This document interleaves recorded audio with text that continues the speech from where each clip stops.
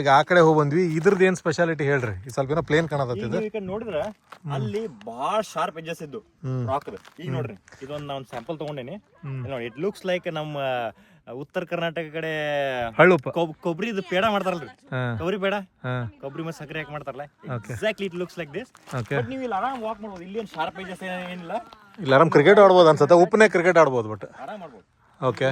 ಇಲ್ಲಿ ನೋಡ್ರಿ, ಇಲ್ಲಿ ನೀವು you can see the bed here. Okay. I am sure it is wet. But it's very very man, ಇದು ಭಾಳ ಹಾರ್ಡ್ ಐತ್ರಿ. ಓಕೆ.